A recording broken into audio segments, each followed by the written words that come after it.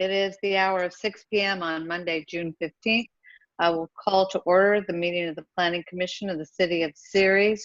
At this point, I would like to inform the public that the meeting will be held in accordance with Executive Order N-29-20 issued by California Governor Gavin Newsom on March 17th, 2020, the Ralph M. Brown Act, California Government Code Section 54950 et sec, and the Federal Americans with Disability Act.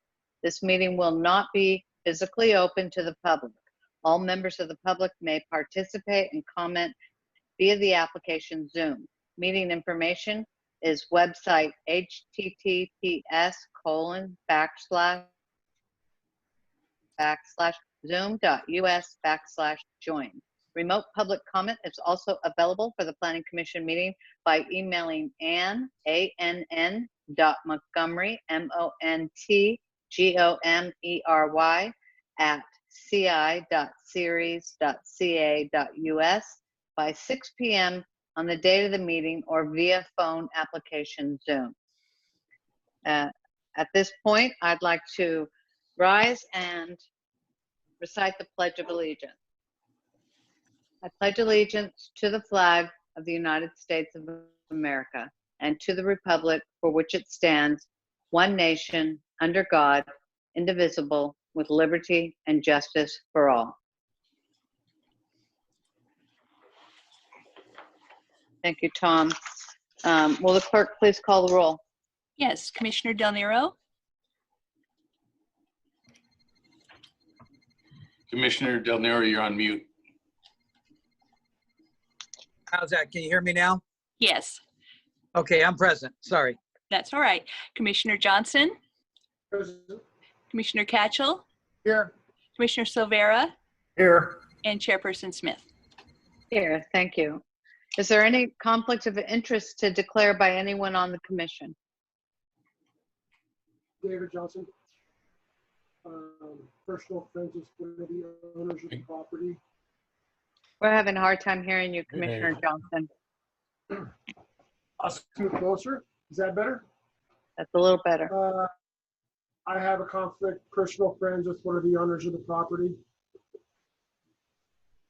So I think I'd ask the city attorney to advise in terms of the definition of a conflict and whether or not this applies to that. Chair Smith, I'll jump in. I forwarded that information from Mr. Johnson to Tom Hallinan, and he responded saying that Commissioner Johnson should abstain from taking action on this matter. Thank you.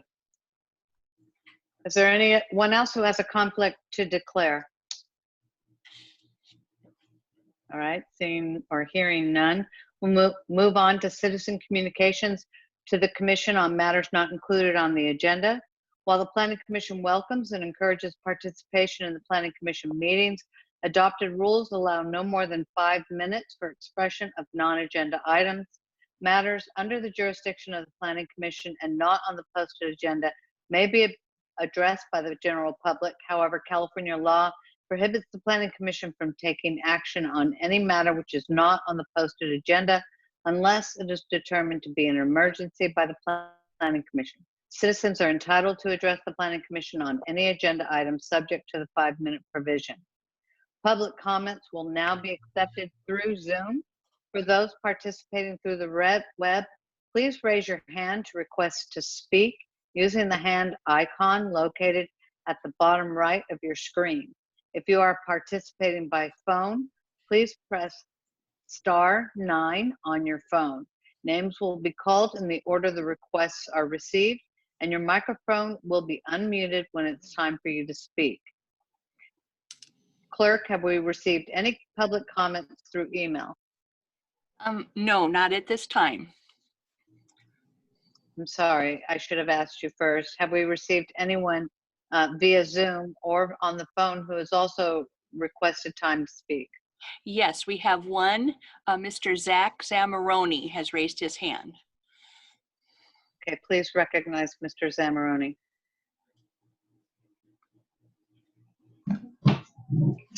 Hi, Hi guys, I'm Zach Zamoroni. I live here in Ceres. What I wanted to talk about was on item number 3. Okay, Zach, Let me ask, if you are speaking on an item on the agenda, when we get to that item, we'll give you an opportunity. At this time, we're allowing people who want to speak on something that is not currently on the agenda. Okay, sounds good. I'll Okay. wait then. Okay, Yeah. thank you.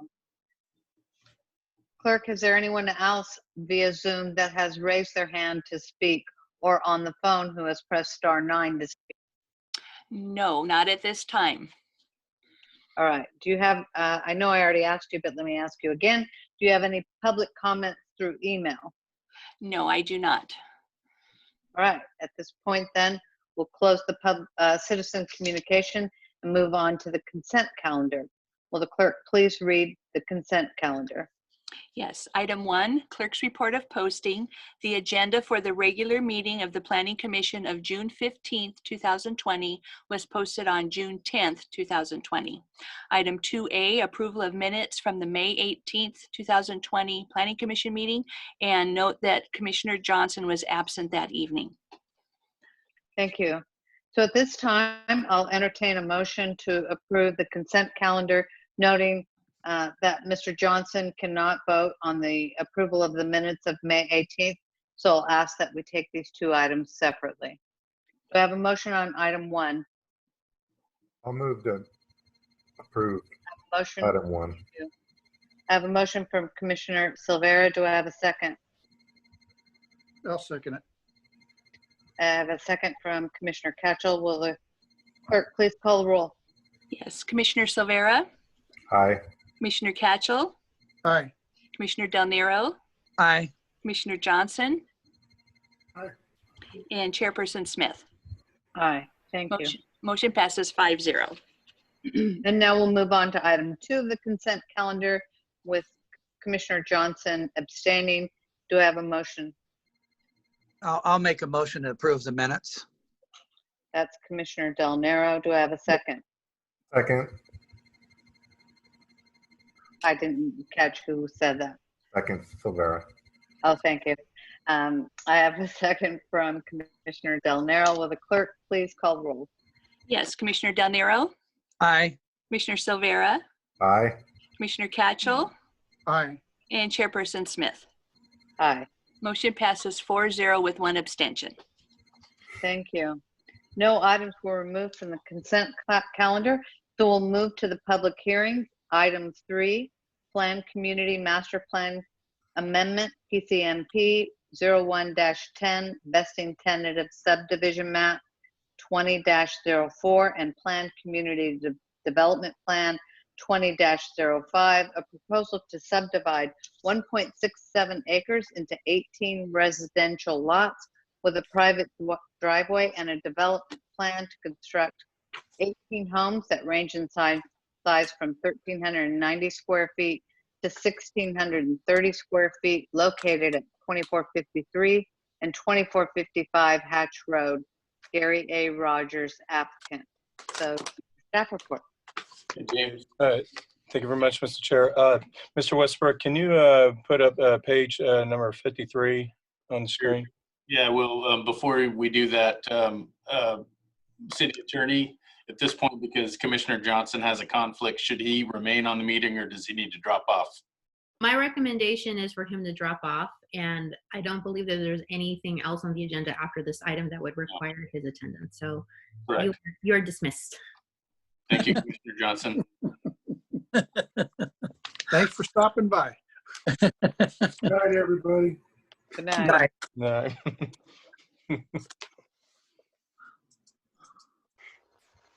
All right, thank you. Okay. All right. Thank you very much, Mr. Westbrook. Folks, what we have here tonight, I'll give you some background on this. In 2001, the city approved a general plan amendment, a rezone, and a tentative subdivision map, and a master plan for 2501 through 2513 East Hatch Road, and for 2453 through 2455 East Hatch Road site areas. The master plan included 2 phases of development with a professional office complex proposed at 2501 through 2513 East Hatch Road, known as Phase 1. And then Phase 2 is the vacant area to the west of it as 2453, 2455 East Hatch Road, being either a continuation of the office complex or development of a senior housing project on a 1.67 acre site. Approval of Phase 1 included the development of a 20,000 square foot professional office complex consisting of 7 buildings on 7 lots. Now, although the 7 lots were created, only 3 of the 7 buildings have ever been constructed to date. Phase 2 would include the removal of the existing single-family home that's just west of the office complex, and that would be replaced with either constructing a 17,000 square foot expansion of the office complex with 6 additional buildings, or the development of a senior housing project consisting of 13 detached dwelling units, being about 1,300 square feet in size. However, the Phase 2 development never took place. As a result, the Phase 2 site remains undeveloped. And for the past 15 years, staff has only received a couple of inquiries about the possibility of developing the Phase 2 site. In July of 2019, the applicant reached out to staff with the submittal of a pre-development application with a proposal that would change the intended Phase 2 development, where the proposal included a development of 30 townhome dwelling units within 6 buildings, which at the time staff was not in favor of, as there were some significant issues with the overall site layout, limited amenities, insufficient parking, and that kind of thing. Since then, the applicant has been working with staff to come up with a project that could work for the site and address staff's concerns. In fall of 2019, the applicant came back to staff with a proposal that would include subdividing the property into 18 lots to accommodate 18 dwelling units, in which these lots would not be intended as a senior housing project. They could be sold at market rate value. And so staff determined at that time that the revised proposal was something that we could support. The applicant would, though, need to amend the existing master plan, as well as apply for the tentative map to subdivide the property and a development plan for the review of the architecture and placement of the dwelling units. Following that meeting, the applicant submitted all 3 application requests in February 2020. And so what you have here is an amendment to a proposal for an amendment to the master plan that was originally intended to develop additional office buildings or senior housing complex on that remaining vacant property. The applicant's proposal is to construct 18 dwelling units on 18 single-family lots, which is considered by staff as a substantial change from the original intended layout, and so therefore it requires an amendment to the master plan. The tentative subdivision map that's being proposed, you're going to be looking at here lots ranging in size from 1,600 square feet to as much as 4,000 square feet per lot, in which 10 of the 18 lots will accommodate single-story homes situated along the north and west property lines, and the remaining 8 lots along the east property line will accommodate 2-story townhomes. The developer will be forming a homeowners association and create some CC&Rs, in which the subdivision's homeowners association will be responsible party for the enforcement of those CC&Rs and for the maintenance and repair of that residential area. In terms of access and improvements, you'll be looking at upon the demolition of the existing single-family home, with its driveways, the developer will be constructing a deceleration lane along Hatch Road that would lead to a private roadway to serve the subdivision, which would also include a 12-foot wide stamped concrete median island at the main entrance. It would be used to restrict turning movements like a right in, a right out, and a left in only from the subdivision. The additional improvements such as the water and sewer services to serve the homes and the installation of the landscaping, curb, gutter, and sidewalk improvements will be privately maintained through the subdivision's homeowners association. Mr. Westbrook, could you change the screen to page 55, please? Thank you. In regards to the Planned Community Development Plan, what you have here is consistent of single-family homes proposed on lots 1 through 6, which are located adjacent to the north property line of the site. And for proposed lots 15 through 18 adjacent to the west line of the site will be limited to single-story height. The 2-story additions will be prohibited on these homes and to allow some privacy for the existing neighboring properties. Building setbacks for each lot of this development will be the maximum dwelling footprint as noted on and illustrated with the site plan and the Vista intended map associated with the entitlement. The site will be accessible from 2 entrances, one from Hatch Road and the other at the northeast corner of the property through an adjacent olive wood office complex located to the east. There will also be a total of 66 on-site parking spaces to be provided for the development. And to ensure that there's adequate parking for the project, the developer is going to be required to implement sale and rental lease agreement restrictions for all the future property owners and tenants for each lot for the use of the garages and the designated parking spaces in front of the garages, such that the use of these areas shall be limited exclusively for the parking of vehicles for the owners, tenants, and their guests. Furthermore, the developer shall be required to incorporate into the CCNRs and record a deed restriction for each lot of the subdivision, stating that the garages cannot be converted to additional living area, and record a deed restriction on lots 1 through 6 and lots 15 through 18, stating that 2-story additions shall be prohibited for the homes on these lots. Mr. Westbrook, page 62. Thank you. And so to give you an idea of what the single-story homes will be like, it's up here on the screen. Basically, you're looking at an earth tone, like plaster finishes of what the applicant is proposing. Basically overall height is going to be 15 feet. And then Mr. Westbrook on page 70. Thank you. Here are the what's envisioned for the townhome look. You're going to have an overall height of 25 feet. And again, these are going to be located along the east end with their backs to the east property line of where the office complex is located. And as you can see, it's going to be consistent of earth tone plaster finishes. And so finally, and generally staff does support the project. It promotes a high quality product for the overall layout of the site. It's not going to physically divide an established neighborhood as the site located adjacent to properties located to the north, west, and south that are already single family residential development, thereby maintaining compatibility with those surrounding land uses. The proposal maintains consistency with the site's office general plan designation, as single-family residences are permitted under this designation.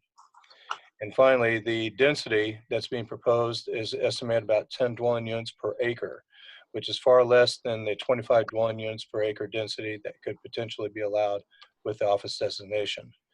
With a density of 25 dwelling units per acre, the applicant could have a development of 41 dwelling units in lieu of the 18 units that are being proposed tonight. And so that concludes staff's presentation. The development plan entitlement will not be effective unless the City of Sirius City Council approves the master plan amendment that is associated with the development plan request. And so it's going to be up to this commission to decide whether or not they want to make that recommendation to the City Council. Okay. All right, thank you, Mr. Michaels. Does anyone on the commission have any questions? I have one question only, reading through all the information. Would a vehicle traveling eastbound on Hatch be able to turn left into the development from the turn lane?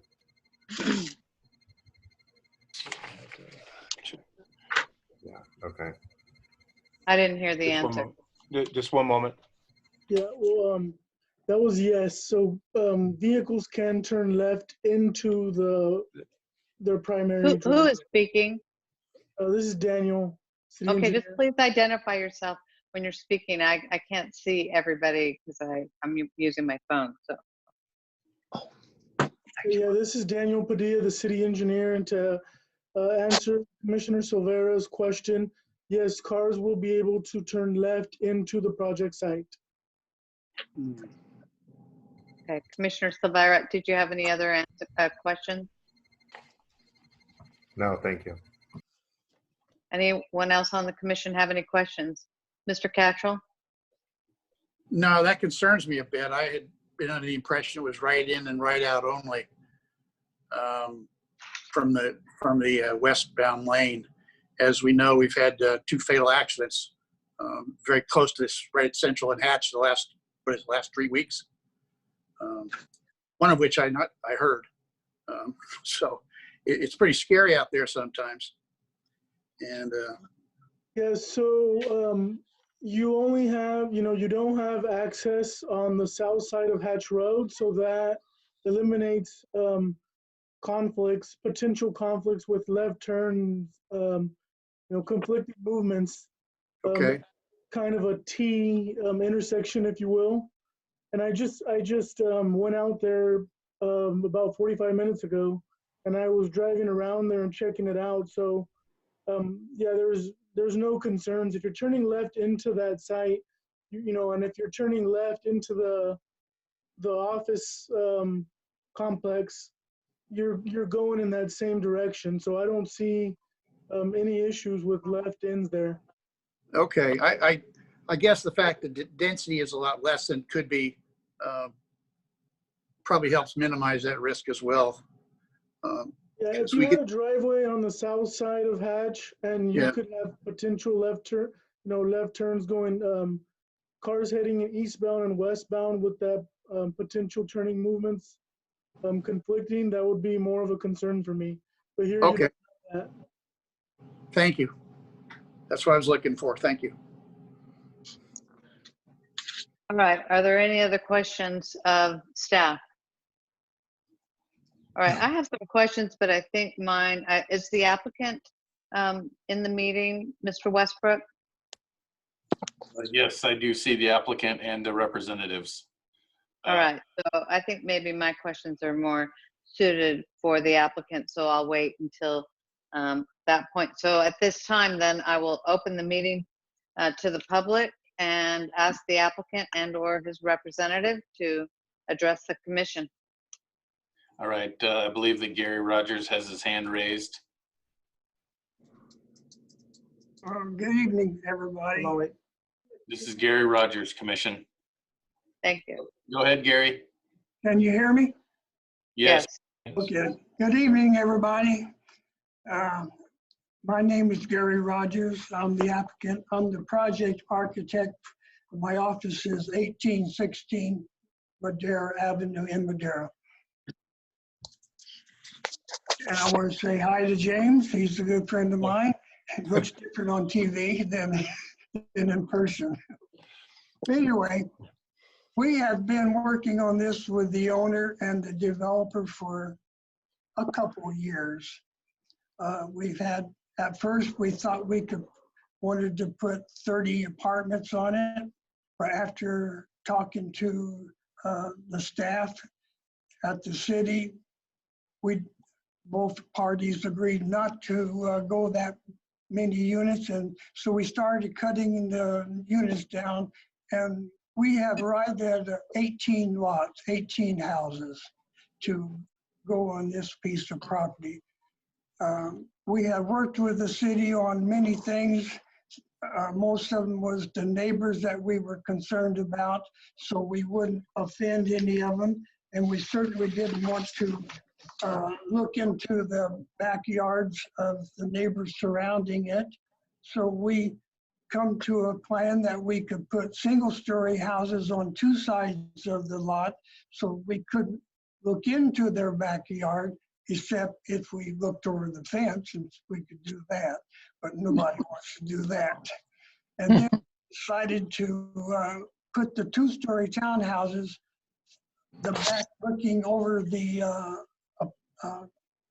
office complex, which the doctor owns that complex. So he wasn't complaining.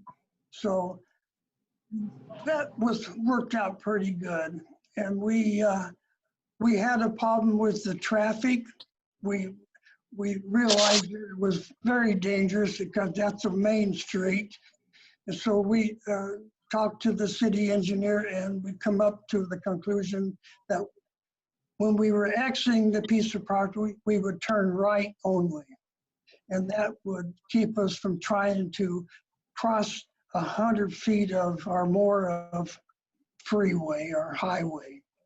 And so that we turned, we had another problem, how to keep people from turning left. So we put a turn lane guide there to guide the people coming out to make them go right. We also realized that the traffic turning in, there would be a turn lane on the front of the property so that people can slow down and get out of the main traffic when they're trying to turn into the project. And so we can get 3 cars at least stacked up if we have to, waiting to get in, but we don't see any reason why they should stack any cars up. They should be able just to pull right into the complex. So that would solve the traffic problem the best we could. And we agreed to do that. And I think the city engineer traffic, he's happy with it. And so what we did, we made the entry a little bit attractive. We put decoration, stone entry there for about 20 some odd feet to decorate that up. We also, on the front of this project, we have quite a bit of landscaping. If you look at the site plan, you can see where we have about 30 by 70 and 30 by 70 foot entry landscaping, like a little park for both sides. We put picnic areas in there. We have barbecue areas in there for the families. So it's going to be a nice area for the families who wants to just get out and have a get together. We're going to be fencing this property in on three sides with a block wall fence, 6 feet high. And on the front, we're going to have wrought iron fencing with columns every 12 to 16 feet spacing with lamps on them to light it up. There will be no gate, but that would be, we don't feel it's needed to have a gated one because it would suit our purposes. We have provided 66 parking spaces. Half of them are in 2-car garage. Well, not quite half, but most of them are in 2-car garages. And then we have 9 single-car garages. And the rest of it's open parking on their own piece of property. We're not going to be parking on the driveway or on the doctor's lot next door because we have just a tremendous amount of parking. We have put landscaping throughout the area, and we have worked with the mail, U.S. mail, and we're going to have one central mail drop-off area, and we're putting a roof over it, and it's going to make it look pretty and decorated up.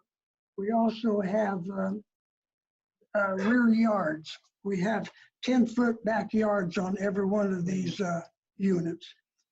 And they're going to be fenced in, so there'll be private yards for the owners. The owner wants these to look real nice. The doctor's wife will be, she's picked the colors, and they're going to be, you've seen some of them, they're going to be really look real nice. They're going to fit in with the neighborhood. And I realize that this has been vacant for 15 years, and the time has come to develop this piece of property, and so we can beautify your city and have one less piece of property where the weeds are growing.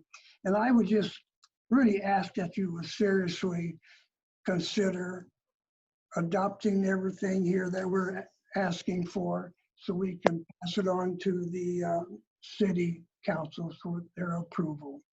Now, if there's any questions, I can answer them. Thank you, Mr. Rogers. Does anyone have any questions? Anyone on the commission have any questions of the applicant's representative? No, I don't. Nope. Mr. Silvera? You're on mute, but I see your head shaking no. Okay, I have a couple questions. We have one little concern before you start, Lori. I don't know who that is. It's interesting that it made some changes so people couldn't turn left out of it, but we're still looking at turning left into it. That was one thing I noticed from his explanation.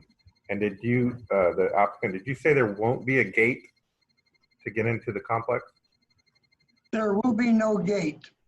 That we felt if we put a gate there, the highway is so busy, we just didn't want to take a chance and have cars stacking up to get into it. And so in order for safety and talking to the city engineer, we all felt that a gate wasn't that important at this time. So we're no gate. That way the cars can go right on in without being impeded with having to wait for a gate to open. Thank you. All right, thank you.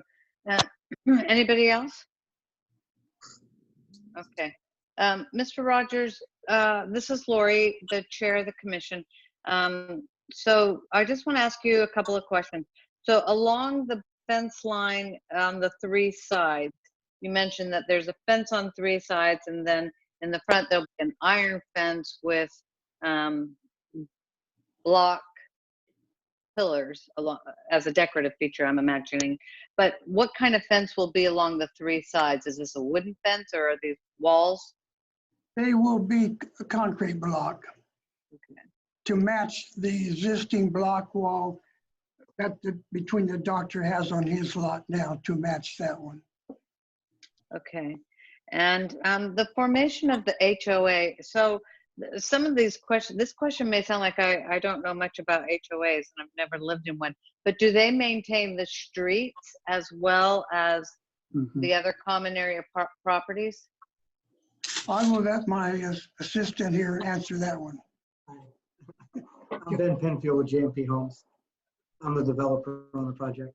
On a PUD like this and an HOH, all the interior items except the houses, the roads, the sewer, the water, the curb, the gutter, all that is maintained by the HOH. All your landscaping is maintained by the HOH.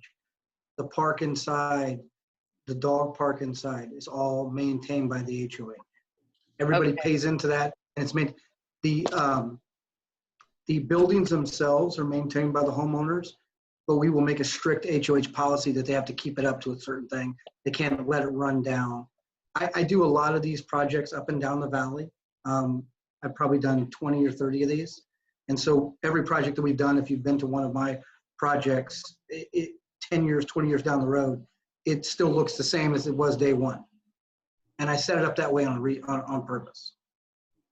We're trying to create a community that people, the upkeep is there.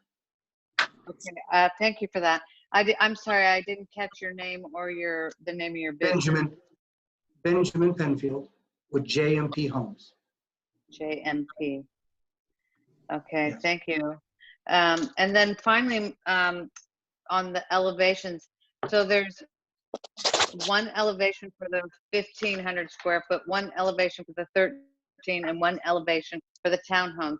Now the elevation, they look rather simple, and between the two different size homes, they look pretty much the same. I wasn't really able to see any distinction between them, and all three sides, the real distinction was the plants. I'm just curious about why the single elevation and not anything that makes the visual appeal more interesting. Actually, we have more than one elevation. If you look at the of the pages, you'll see elevations A, B, and C. We have hip roofs, we have gable roofs, and we have stucco.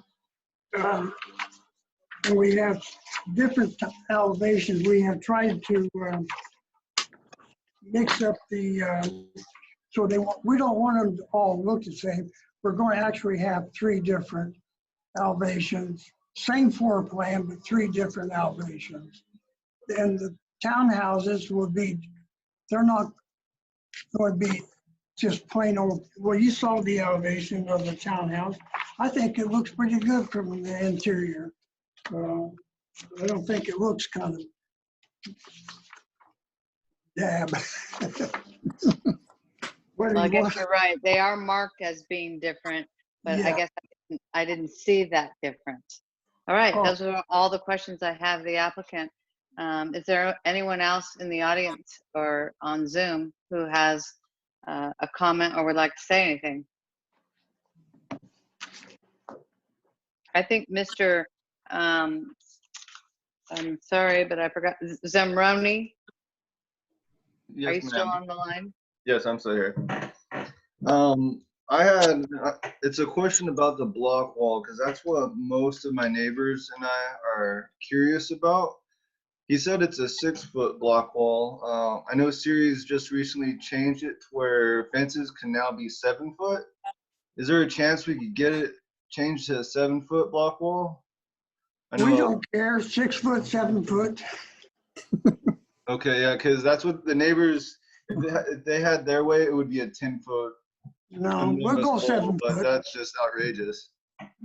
7 foot, that's fine. Okay, and for the Benjamin Yes. gentleman, how well have the neighborhoods that you built with the HOA, how well have they kept up? Extremely good. I mean, honestly, I'd say 85% of what I build, all the way from Fresno, Clovis, Merced, Atwater, Ceres will be my next project. Turlock, I have a project there. We usually take infill lots just like this, and we actually change the neighborhood. We've actually, most of the stuff I build is in infill lots and in lower income neighborhoods. We build low, not low, I wouldn't say low income homes. I would say we build entry level homes. We try to make affordable projects, housing for everybody, first home buyers. And we've had a very great success on this project, on these kind of projects. We sell out very quickly. And I would say our average buyer is a young couple, maybe have 1 kid, maybe don't have a kid at all. And they love the patio lots. They like the low maintenance of it. They like that there's very little maintenance to it. I don't know if you know Atwater at all, but there's a place called Villa Italia right across the street from the golf course there. I built those. They're 2-story. I built them 13 years ago. They look the same today. For those neighborhoods that you build these around, what's the effect on the housing cost for those? It goes up because 9 times out of 10, I'm building in neighborhoods that we're trying to beautify. I'll give you an Okay, example. so let's restrict the question and answers to the item before us. And I appreciate the questioning, Mr. Zamroni, and I can understand your interest, but I want to stay focused on the project that we're talking about. Okay, then in the agenda, it says you'll be selling these houses for 275 to 325,000. Am I correct? Yeah, whatever the market value is at the time. We kind of give a wide range of market. We'll take up, see what the neighborhood goes per square foot, and we'll price accordingly. Okay. Well, I don't have any more questions. Everyone pretty much answered everything I had. So Thank you. Thank you, Mr. Zamroni. We appreciate you joining via Zoom. I think you might be our first member of the public to join, so we're very appreciative of that. Is there anyone else, Mr. Westbrook or Mrs. Montgomery, that's available? Dave Pratt looks like he's ready to speak. I'm going to unmute him. Hold on a second, Mr. Pratt. All right, Mr. Pratt, you can ask your question. Can you hear me? Yes, sir. This is Dave Pratt at Series. I still worry about that ride in, ride out thing. It never works. You still get people heading and trying to turn left into those places. I see it all the time. Without a raised medium to prevent that you're still going to get people trying to turn left in that. And so that's my the people heading east will still try to turn left if they think they can get a chance to do that. And traffic is fairly heavy, so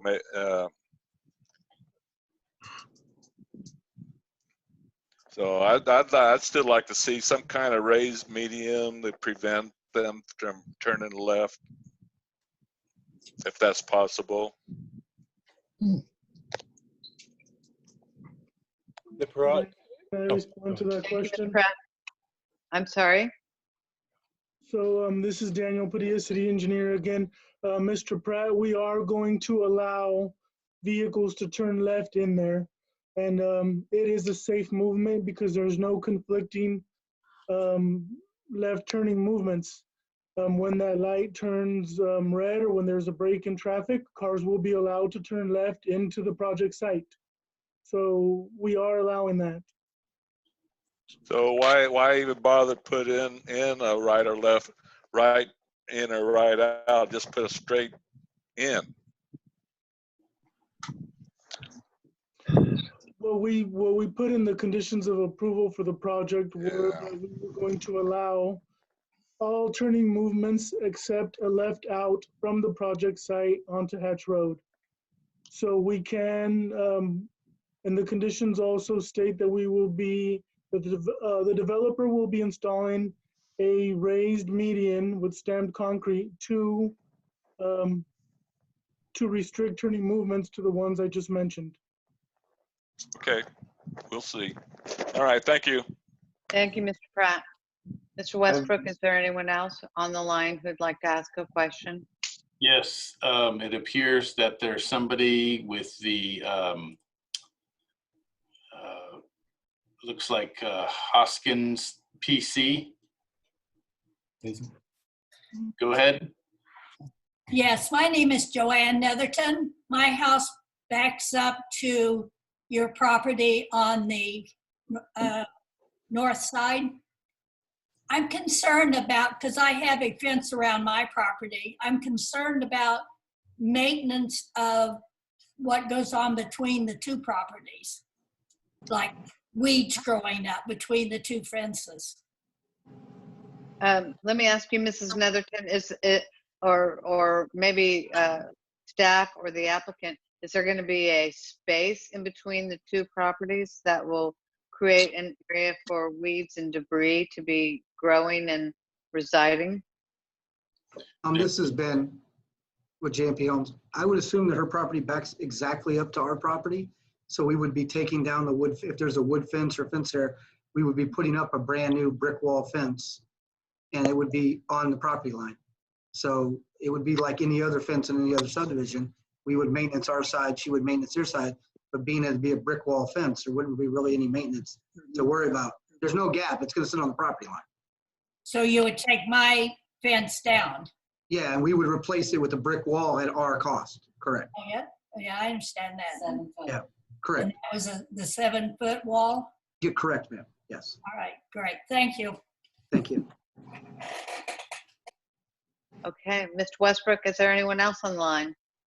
Yes, it appears that there is somebody with the last 4-digit telephone number 2764. Go ahead. Hey, my name is Brinder. Can you guys hear me? Yes, sir. Yes, say your last name again, sir. My first name is Brinder. My last name is Dollywall. Okay.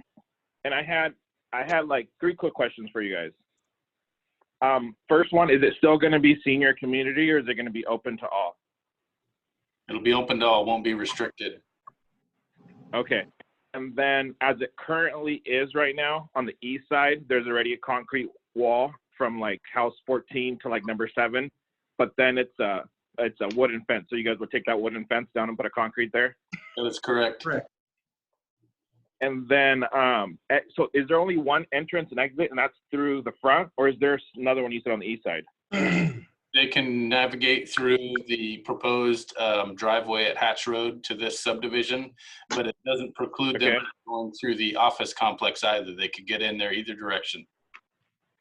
So there's going to be an opening from, like, if you look at the map in front of lot 6, there's going to be an opening going into the business complex. Yes. Okay. I'm not really a fan of that because we own that building right there, number 7, and those 4 parking spots are hard to get out of as it is anyways. And now if you have cars coming in and out through there, these guys won't be able to back out their cars.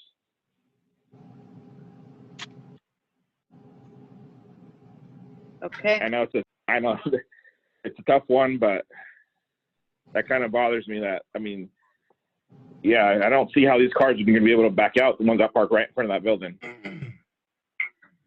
Well, we appreciate your comments and your concerns, and thank you for calling in. Do you have any other questions or comments you'd like to make? No, that should be it. Thank you. Okay, thank you. Mr. Westbrook, is there anyone else on the line?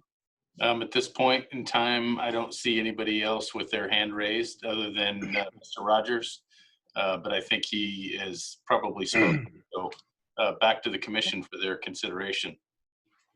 All right, seeing that there's no one else in the audience who'd like to speak on this matter, I will close the public meeting and public hearing, and bring it back to the commission for discussion. We'll start with you, Mr. Del Nero. Yeah, I don't have anything right at this moment. Thank you. Thank you. Mr. Cattrall? Well, just in response to the inquiry about the backing up out of the parking spots for the office complex, that seems to be similar to what you find in a lot of shopping centers, where you've got parking spaces right in front of a business, and then the corridor runs behind those parking spaces. You simply have to wait till the cars to go by. We're not creating a lot of traffic here. So it's a legitimate concern, but I think it's probably not as significant as far as the numbers that would impact anybody getting out of there, at least in my experience. I'm thinking of other shopping centers here in town where the parking is right up against the front of the building, and then the cross traffic runs behind that parking. Thank you. Mr. Silvera? I agree with Commissioner Cashel. I don't think there will be that much traffic. I wouldn't anticipate that much traffic going into the office complex. And since the office complex already has the ability to turn left into it, if you're eastbound, I guess I'm okay with that. That's all I have. All right. Well, I do have concerns about this project. The traffic being one of them, the number of accidents that have occurred over the last few weeks, as noted by Mr. Cattrall, but over the years. Obviously, I know that's been discussed with staff and the applicant and tried to address it, but I have great concerns about that. And I also have concerns about the elevation. I don't know if this is going to be owner occupied or end up being owned by out-of-towners and become a situation where it's not maintained. Obviously, there's a homeowners association, but that doesn't ensure that it'll be maintained. Hatch Road is an important corridor, and I have concerns about it. And those are my comments. So having said that, I will then ask for a motion from the commission.